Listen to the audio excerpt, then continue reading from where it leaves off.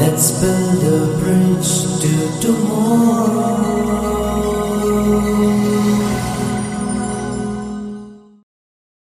Welcome to Silver Circles, an intergenerational conversation reflecting on values that shape who we are. I'm your host, Aparna Prasad. I have been an integral part of the Silver Oaks family with a decade-long association in multiple roles. I am a faculty member teaching theory of knowledge to IBDP students. I am the vice principal of OakWinds campus, and I'm a proud parent of an alumnus who graduated last year. 2.5 decades ago, when Silver Oaks began, it began with a conviction. Not an easy one, but a purposeful, intentional choice of placing character before competence. I have seen both sides of driving character and competence in my classrooms as a teacher and instilling those values in my son as a parent. It has been an enriching and interesting journey so far.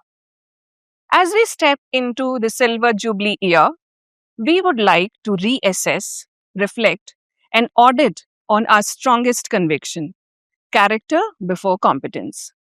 How far have we come? How has its impact been on everyone associated with Silver Oaks? And that is precisely what we will do in Silver Circles. Silver Circles is an intergenerational conversation to understand the impact of character before competence. And it's my great honor to be hosting these conversations. We will begin this series with one of the learner profile attributes that is very close to us and at the core of who we are, which we have been driving and building in students sincerely, steadfastly over all these years: being principled. In this episode, we will discuss what being principled looks like across generations. How has it impacted people, their life choices? How has it changed lives around? This episode, titled Principled Then and Now, will feature diverse voices and perspectives across generations, from a current student to an alumnus, a parent who has been associated for a long time with the school, our senior faculty member who is heading one of the campuses, our founder director. Let me introduce you to the panelists. We have with us our student, Adithya Sai. Adithya Sai has been with Silver Oaks since grade 3. He is now a grade 11 student.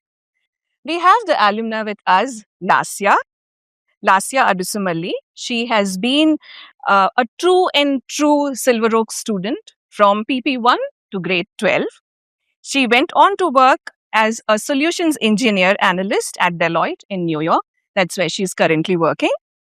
Mr. Srinivas Gannavarapu. He is a parent and has a 12-year association with this school, with his son currently in grade 12 now. Mr. Srinivas is a senior software engineering manager at IBM with 26 plus years and is currently working with AI with his teams. We have along with us Ms. Rachna Sharma. She is the senior faculty member who is currently the principal of OakWinds campus. I work along with her. She has over 28 years in education. She is known for her calm, principled leadership. We have with us Mr. Dhanunjaya Vallabhaneni, our founder, director of Silver Oaks, and the architect of its value-led journey for 25 years. His work reflects a lifelong commitment to integrity as the foundation of education and leadership. So I would begin with Laasya. Laasya, you are working with government and law in the US, right? And then my question will be more towards what are the consequences that integrity has in the world today. It is bordered on that. Have you ever faced pressure to compromise your ethics? Did it ever happen with you? Yeah, no, that's a wonderful question. I think every single day as we go about, right, every waking day, there's a moment where it's easy to give up on something. It's easy to compromise. And I think that's what the world is waiting for as well. And that's where principle takes its shape. I think it's showing up consistently with integrity every day in a way that builds trust, right? So you're preaching um, very similar behaviors consistently every day, and that becomes who you are. So I think one scenario that comes to mind, if I had to think about, hey, was there ever a time where integrity was at stake?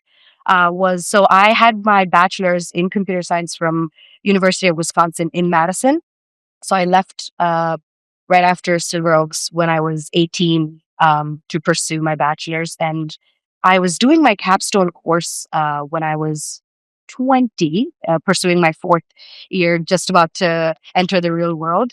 And I noticed that and I was working with a large scale electronic health record company, and we had to implement an AI plugin into an already existing functionality that the system had. And so this had to be done with artificial intelligence, which was very new, very brand new, not just in the industry, but professors were also sort of attuning themselves to it. We were learning about it. So forget about the math and the theory part of artificial intelligence. We had to implement a system. And so we noticed that we were doing certain workarounds to make something work, right? And so I think second to last meeting prior to our presentation, we sat down and asked ourselves, hey, we're doing 10 features that are all workarounds. We don't know if we deliver the final product, if this would work. We sat down, we asked ourselves if we're doing something with integrity or purely out of just delivering a product. So we said, let's not do 10, we'll do two simple features that actually work, and leave the room with us feeling like, hey, we achieved something, we achieved the right thing. That's what integrity is. It's practicing something so consistently that it becomes who you are, that, hey, had you done something completely different, that would have been a violation of who you are as a person. So now coming to Adithya, I would like to know, Adithya, from your journey at Silver Oaks, since grade 3, you have joined in grade 3 in Silver Oaks, and now you are a grade 11 student. So what does being principled mean to you as a grade 11 student today? Has that understanding evolved as you have grown older? Yes, ma'am. So I think really the evolution of principal has evolved from the day I joined the school to right now where I am. I think there are different phases to my life, even though it's just from third to 11th, even though it's a short time, there's still different phases I would like to think that principal has evolved. And I think one very important example I would like to give is I play basketball. That's my favorite sport. Mhm. And then there was a small tournament happening in my community. And then it was a close match. It was all intense. It was all fun. Everyone was very much concentrated in the game. And then there are 2 minutes left in the game. And then the ball goes out. And then I know and my friend knows that the ball was out by me. Okay. But then the coach gives the ball to us. Okay. My friend asked me to accept that you're the one who hit the ball outside, but I don't. I say it's important for us to win the game. The coach is going to shout at us. I don't say that I'm the one who hit the ball outside and then we get the ball and we still lose. So after that game, I went to my coach and I admitted that I was the one who hit the ball. And then I think this one line that my coach said really is still there with me right now, that it doesn't matter if you don't win the match or the trophy is not the value, the character is the value that really instills in you and that stays forever. The trophies might go, it might come and might go, but I think the character that really stays in you. And I think from that day, ma'am, I have never again cheated in a game. And that sportsmanship, I think that really started from that grade. And I'm very happy for that. Thank you for bringing in these perspectives, because the way you told us, it was more of a churn of ideas, that dilemma that you went through. I think clarity comes in only when there is dilemma. So my next question is, Mr. Srinivas, to you. You are a globe-trotting person. You have teams that you lead. You have patents that are in your name. So having worked across the US, Europe, and India, Have you found that being principled means the same thing everywhere, or does integrity take different forms across countries? I think it is a integrity or being principled is a common language across the globe. For the first 8 years of my career, I was like very enthusiastic going across different countries to work, basically in Ireland and US. My whole training is on being precise, building large scale systems, transparent, ethical. It's very important, especially in the AI field. All of this is well and good. There was an instance where we were working on a project. This is in the US for Sprint Telecom, and we were in the final stage of release, and I was the unfortunate guy who found a defect. Okay. Now that's not a crashing defect, but it is just a I felt it's priority defect. Okay. It will not crash down the system, but I felt that something inside me kicked in and I said, no, let me go and voice this out in the operations meeting. And when I voiced it out, the stakeholders were shocked. They were like, we are about to release another 2 days. The deadline was Very close. And then they asked me, what made you tell this out now? So I said, I just found it a few hours back, and I want you to make an informed decision whether to hold off the release or to go ahead with the release. It's your decision, right? Now I am just a person here as a lead working, but it's your decision. We can fix this issue at a later point of time as well. So that conversation that I had built a very strong relationship with my manager. Even today, we have a very cordial relationship. It also leads to a lot of transparency, Yes. Trust and transparency. I think being principled is a very broad term. Yeah. You have all these other adjectives inside, Yes. but the outcome is trust, which it cannot be taught. Yeah. You only earn it. Yes. And I think this whole cycle will result in being a trustworthy person. Yes. So very well put, Mr. Srinivas. Thank you. Now, Rachna ma'am, my question to you. As an evaluation leader, IB evaluation leader and mentor to teachers, how do you handle moments when policy, perception, and principles are in conflict? What anchors your decisions in such situations? So, for me, as earlier Adithya was saying, for many, many years, principled was being actually, you know, standing in line or doing things in a particular way and sticking on to that and doing it the right way, whatever was told to be the right way. 20 years ago, that was a time when I joined Silver Oaks. And that's what was my understanding. And over a period of time, being with Silver Oaks, I started understanding that, this could also be looked at. And that also came in from IB.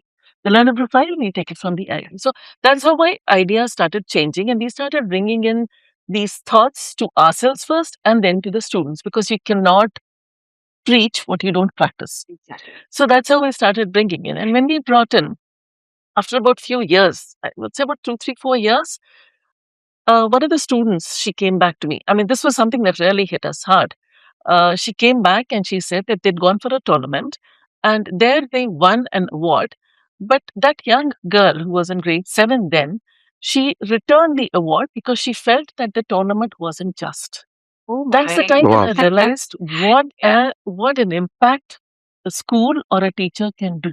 Yes. That's what she was talking about. That's what he is talking about. So every time these things happen, they start making us feel that's the impact we have.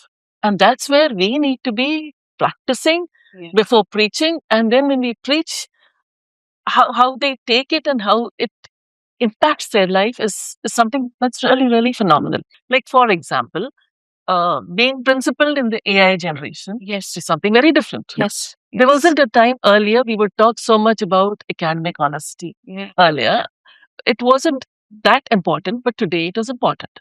How do you make a child understand that AI, which everybody thinks can be supportive to their learning, that's not the right way to go about writing your answers? How do you justify that? We understand as readers what is modeling this approach like. We do that with the teachers. Sometimes those decisions can be difficult. Yeah. Sometimes what we want to do, our perception, our policy, our doing could be a little different. So now, my question, sir, to you is what early story shaped the school's moral foundation? 25 years back, when competence was the most talked about thing around, you took the tough decision of sticking to character and morals. So, what is the story behind it? I can put it in this way. Way back, almost 2.5 decades back, predominantly in this area, marks are very important. Yes. Grades, ranks, Yeah. these are all the things which are much talked about. Yeah. Okay. In that scenario, we have taken a bold decision with conviction. Sita and myself, we strongly believed in the vision of the school. With the help of all the stakeholders, we developed the vision, and from then onwards, consistently we are working on these convictions. Okay, at times our morale is very low. Okay, Yeah. while comparing with other schools or while comparing with other schools' achievements and something like that, but we never bothered about all those things. When our convictions are strong, Yes. okay, then let us go ahead. Okay, it will take some more time to establish ourselves like that. In a span of 10 years, we could able to make a mark of our own in the same environment. We developed an ecosystem where the positive reinforcement is the predominant foundation. And while looking at the alumni, it is the very, very soul satisfying thing while reflecting upon. The other thing is when your convictions are very strong, the entire world You get the conspires. courage to change the world. Yes. That is the way Yeah. I strongly believe in. And a culture which we inculcated in the school over a period of 2 decades is wonderful.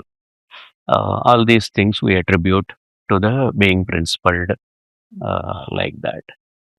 And I think, as parents, all the three will vouch for Yeah. what you have said, because not just being educators, I think Rachna ma'am and I both, we also All are the parents.